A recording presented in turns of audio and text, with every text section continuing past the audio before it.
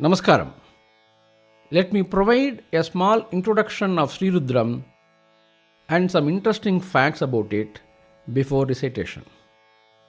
Sri Rudram appears in 4th Kanda, 5th Prashna or Prapataka in Taitriya Shaka of Krishna Yajurveda. Sri Rudram has 169 mantras in 11 Anuvakas. Usually, Sri Rudram is recited during Abhishekam to Lord Shiva, and during Archana, Sri Rudra Kramam is recited. When it is recited 11 times, it is called Ekadasha Rudram. When it is 11 square, it is 121 times, it is called Lagu Rudram. 11 cube, that is 1331 times, it is called Maharudram. 11 power 4, that is 14,641 times, it is called Atirudram. When Sri Rudram is recited in a place, it protects the place of recitation and the surrounding areas as well from natural calamities and from any type of viruses. Sri Rudram is powerful and great because it has Panchakshara mantra, that is 5-letter word, Namah Shivaya in the 8th Anuvaka. Our ancient tradition says, when we recite or listen to Sri Rudram, the very next moment we get purified. When we do Abhisheka with pure water, we will get rain. For getting children, do Abhishekam with milk. When we do Abhishekam with water along with the kurcha, that is darba, one becomes free from all diseases. Those who desires of huge wealth, do Abhisheka with ghee, honey and sugarcane juice. These 11 Anuvakas are followed by 2 mantras from Rigveda, which we have recited in Rigveda style. We have rendered Sri Rudram in a high pitch, with a moderate speed, with a good rhythm, with utmost clarity of pronunciation and perfect swaras. We Nantva Ganapatigum Havamahe Kavim Kavinamupamashravastamam Jyeshtarajam Brahmanam Brahmanaspata Anashrinvannotibhissidasadanam Om Shri Mahaganapataye Namaha. Om Namo Bhagavate Rudraya. Namaste Rudramanyava Utota Ishave Namaha.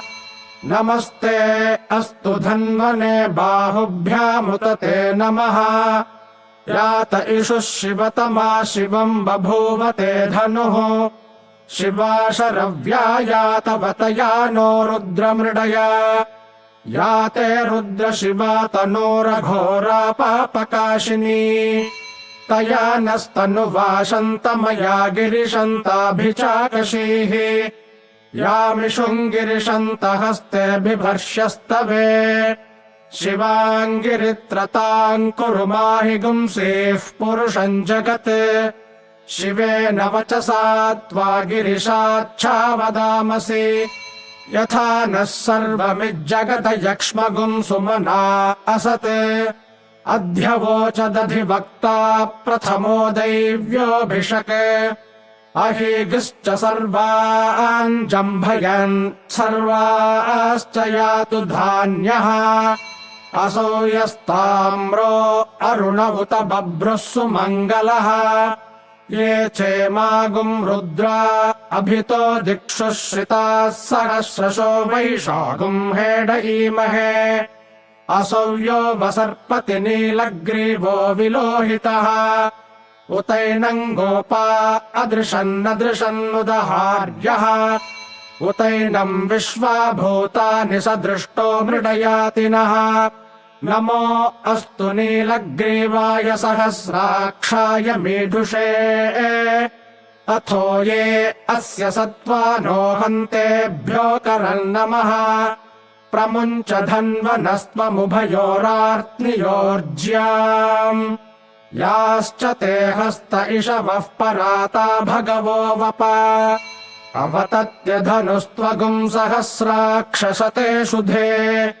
निशीर्य शल्यानाम् मुखा शिवो नः सुमना भव विज्यन् धनुः कपर्दिनो विशल्यो बाणवागुम् उत अनेशन्नस्येषव आभुरस्य निषङ्गतिः याते हेतिर्मीढुष्टमहस्ते बभूवते धनुः तयास्मान् विश्वतस्त्वमयक्ष्मया परिभुज नमस्ते अस्त्वायुधायानातताय धृष्णवे उभाभ्यामुत ते नमो बाहुभ्याम् तव धन्वने परिते धन्वनो हेतिरस्मान् वृणक्तु विश्वतः अथो य इषुधिस्तवारे अस्मन्निधेहितम् नमस्ते अस्तु भगवन् विश्वेश्वराय महादेवाय त्र्यम्बकाय त्रिपुरान्तकाय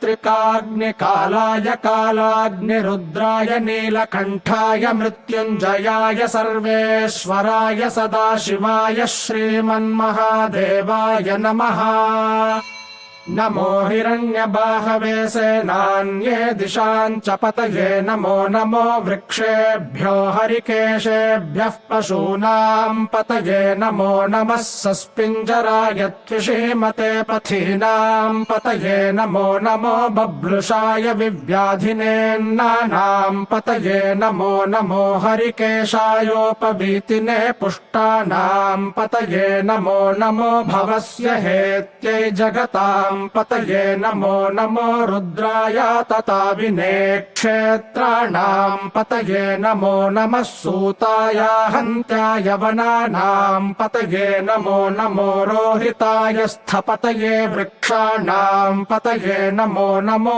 मन्त्रिणे वाणिजाय कक्षाणाम् पतये नमो नमो भुवन्तये वारिवस्कृताय औषधीनाम् पतये नमो नम उच्चैर्घोषाय क्रन्दयते पत्तीनाम् पतये नमो नमः कृत्स्नवीताय धावते सत्त्वनाम् पतये नमः नमः सहमानाय निव्याधिन आव्याधिनीनाम् पतये नमो नमः ककुभाय निषङ्गिणे स्तेनानाम् पतये नमो नमो निषङ्गिण इषुधिमते तस्कराणाम् पतये नमो नमो वञ्चते परिवञ्चते स्तायूनाम् पतये नमो नमो निचेरवे परिचरायारण्यानाम् पतये नमो नमः श्रिकाविभ्यो जिघागुंसद्भ्यो मुष्णताम् पतये नमो नमोऽसि मद्भ्यो नक्तञ्चरद्भ्यः प्रकृन्तानाम् पतये नमो नम उष्णीषिणे गिरिचराय कुलुञ्चानाम् पतये नमो नम इषुमद्भ्यो धन्वाविभ्यश्च वो नमो नम आतन्वानेभ्यः प्रतिदधानेभ्यश्च वो नमो नम आयच्छद्भ्यो विसृजद्भ्यश्च वो नमो नमोऽस्यद्भ्यो विद्यद्भ्यश्च वो नमो नम आसीनेभ्यः शयानेभ्यश्च वो नमो नमः स्वपद्भ्यो जाग्रद्भ्यश्च वो नमो नमस्तिष्ठद्भ्यो धावद्भ्यश्च वो नमो नमः सभाभ्यः सभापतिभ्यश्च वो नमो नमो अश्वेभ्योऽश्वपतिभ्यश्च वो नमः नम आव्याधिनीभ्यो विविध्यन्तेभ्यश्च वो नमो नम उगणाभ्यस्त्रिगुंहतेभ्यश्च वो नमो नमो गृत्सेभ्यो गृत्सपतिभ्यश्च वो नमो नमो व्रातेभ्यो व्रातपतिभ्यश्च वो नमो नमो गणेभ्यो गणपतिभ्यश्च वो नमो नमो विरूपेभ्यो विश्वरूपेभ्यश्च वो नमो नमो महद्भ्यः क्षुल्लकेभ्यश्च वो नमो नमो रथिभ्यो रथेभ्यश्च वो नमो नमो रथेभ्यो रथपतिभ्यश्च वो नमो नमः सेनाभ्यः सेनानिभ्यश्च वो नमो नमः क्षत्रुभ्यः सङ्ग्रहेतृभ्यश्च वो नमो नमस्तक्षभ्यो रथकारेभ्यश्च वो नमो नमः कुलालेभ्यः कर्मारेभ्यश्च वो नमो नमः पुञ्जिष्टेभ्यो निषादेभ्यश्च वो नमो नम इषुकृद्भ्यो धन्वकृद्भ्यश्च वो नमो नमो मृगयुभ्यः स्वनिभ्यश्च वो नमो नमः श्वभ्यः स्वपतिभ्यश्च वो नमः नमो भवाय च रुद्राय च नमः शर्वाय च पशुपतये च नमो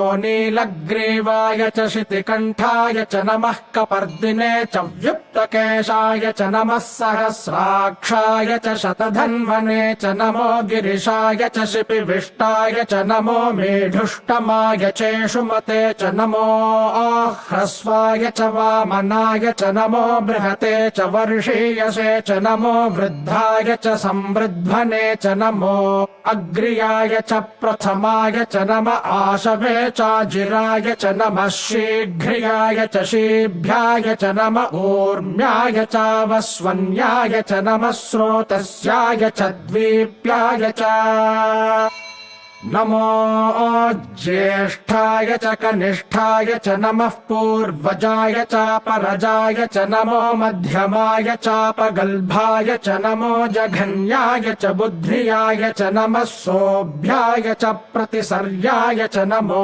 याम्याय च क्षेम्याय च नम उर्वर्याय च खल्याय च नमः श्लोक्याय चावसान्याय च नमो वन्याय च कक्ष्याय च नमः श्रवाय च प्रतिश्रवाय च नम आशुषेणाय चाशुरथाय च नमः शूराय चावभिन्दते च नमो वर्मिणे च वरोथिने च नमो बिल्मिने च कवचिने च नमः श्रुताय च श्रुतसेनाय च नमो दुन्दुभ्याय च हनन्याय च नमो धृष्णवे च प्रमृषाय च नमो दूताय च प्रहिताय च नमो निषङ्गिणे चेषु धिमते च नमस्तीक्ष्णेशवे चायुधिने च नमः स्वायुधाय च सुधन्वने च नमः श्रुत्याय च पथ्याय च नमः काट्याय च नीप्याय च नमः सूद्याय च सरस्याय च नमो नाद्याय च वैशन्ताय च नमः कूप्याय चावट्याय च नमो वर्ष्याय चावर्ष्याय च नमो मेघ्याय च विद्युत्याय च नम ईद्रियाय चातप्याय च नमो वात्याय च रेश्म्याय च नमो वास्तव्याय च वास्तुपाय च नमः सोमाय च रुद्राय च नमस्ताम्राय चारुणाय च नमः शङ्गाय च पशुपतये च नम उग्राय च भीमाय च नमो अग्रे वधाय च दूरे वधाय च नमो हन्त्रे च हनीयसे च नमो वृक्षेभ्यो हरिकेशेभ्यो नमस्ताराय नमः शम्भवे च मयोभवे च नमः शङ्कराय च मयस्कराय च नमः शिवाय च शिवतराय च नमस्तीर्थ्याय च कूल्याय च नमः पार्याय च वार्याय च नमः प्रतरणाय चोत्तरणाय च नम आतार्याय च लाद्याय च नमः षष्प्याय च फेन्याय च नमः सिकत्याय च प्रवाह्याय च नम इरण्याय च प्रपथ्याय च नमः किगुंशिलाय च क्षयणाय च नमः कपर्दिने च पुलस्तये च नमो गोष्ठ्याय च गृह्याय च नमस्तल्प्याय च गेह्याय च नमः काट्याय च गह्वरेष्ठाय च नमो हृदयाय च निवेष्ट्याय च नमः पागुंसव्याय च रजस्याय च नमः शुष्क्याय च हरित्याय च नमो प्याय चोलप्याय च नम ऊर्व्याय च सूर्म्याय च नमः पर्ण्याय च पर्णशद्याय च नमोपगुरमाणाय चाभिघ्नते च नम आखिदते च प्रखिदते च नमो वह्किरिकेभ्यो देवानागुंहृदयेभ्यो नमो विक्षीणकेभ्यो नमो विचिन्वत्केभ्यो नम आनिर्हतेभ्यो नम आमीवत्केभ्यः द्रापे अन्धसस्पते दरिद्रन्नीललोहिता येषाम् पुरुषाणामेषाम् पशूनाम् माभेर्मा रोमो येषाम् किञ्चनाममते या ते रुद्रशिवा तनोः शिवा विश्वाह भेषजी शिवा रुद्रस्य भेषजी तया नो मृडजीवसे इमागुम् रुद्राय तवसे कपर्दिने क्षयद्वीराय प्रभरामहे मतिम् यथा नः शमसद्विपदे चतुष्पदे विश्वम् पुष्टम् ग्रामे अस्मिन्ननातुरम् मृडानो रुद्रोतनो मयस्कृधि क्षयद्वीराय नमसा विधेमते यच्छम् च योश्च मनुरायजे पिता तदस्यामतव रुद्रप्रणीतौ मानो महान्तमुत मानो अर्भकम् मान उक्षन्तमुत मान उक्षितम् मानो वधेः पितरम् मोत मातरम् प्रियामानस्तनुवो रुद्ररीरिषः मानस्तोकेतनये मान आयुषि मानो गोषु मानो अश्वेषु रीरिषः वीरान्मानो रुद्रभामितो वधीर्हविष्मन्तो नमसा विधेमते आरात्ते गोघ्न उत पूरुषघ्ने क्षयद्वीराय सुम्नमस्मेते अस्तु रक्षा च नो अधि च देव ब्रूह्यधा च नः शर्म यच्छद्विबर्हाः स्तुहि श्रुतम् गर्तसदञ्युवानम् मृगन्न भीममुपहत्नुमुग्रम् मृडाजरिद्रे रुद्रस्तवानो अन्यन्ते अस्मन्निवपन्तु सेनाः परिणो रुद्रस्य हेतिर्वृणक्तु परित्वेषस्य दुर्मतिरघायोः अवस्थिरामघवद्भ्यस्तनुष्वमीढ्वस्तोकायतनयाय मृडया मीढुष्टमशिवतमशिवो नः सुमना भव परमे वृक्ष आयुधम् निधाय कृत्तिम् वसान आचर पिनाकम् बिभ्रदागहि विकिरित विलोहित नमस्ते अस्तु भगवः यास्ते सहस्रगुम् हेतयोऽन्यमस्मन्निवपन्तु ताः सहस्राणि सहस्रधा बाहुवोस्तव हेतयः तासामीशानो भगवः पराचीनामुखाकृधि सहस्राणि सहस्रशो ये रुद्रा अधिभूम्याम् तेषागुम् सहस्रयोजने वधन्वानि तन्मसि अस्मिन्महत्यर्णवेऽन्तरिक्षे भवा अधि नीलग्रीवाश्यतिकण्ठाः सर्वा अधः क्षमाचराः नीलग्रीवाश्यतिकण्ठादिवगुम् रुद्रा उपश्रिताः ये वृक्षेषु सस्पिञ्जरा नीलग्रीवा विलोहिताः ये भूतानामधिपतयो विशिखासः कपर्दिनः ये अन्नेषु विविध्यन्ति पात्रेषु पिबतो जनान् ये पथाम् पथि रक्षय ऐलभृदायव्युधः ये तीर्थानि प्रचरन्ति सृकावन्तो निषङ्गिणः य एतावन्तश्च भूयागुंसश्च दिशो रुद्रावितस्थिरे तेषागुम् सहस्रयोजने वधन्वानि तन्मसि नमो रुद्रेभ्यो ये पृथिव्याम् येऽन्तरिक्षे ये दिवि येषामन्नम् वातो वर्षमिषभस्तेभ्यो 10 प्राचीर्दश दक्षिणा 10 प्रतीचीर्दशोदीचीर्दशोर्ध्वास्तेभ्यो नमस्ते नो मृडयन्तु ते यन्द्विष्मो यश्च नो द्वेष्टितम् वोजम्भे दधामि त्र्यम्बकम् यजामहे सुगन्धिम् पुष्टिवर्धनम् उर्वारुकमिव बन्धनान् मृत्योर्मुक्षीयमामृतात् यो रुद्रो अग्नौ यो अप्सु य ओषधीषु यो रुद्रो विश्वा भुवना विवेश तस्मै रुद्राय नमो अस्तु तमुष्टु हि यस्विषुः सुधन्वायो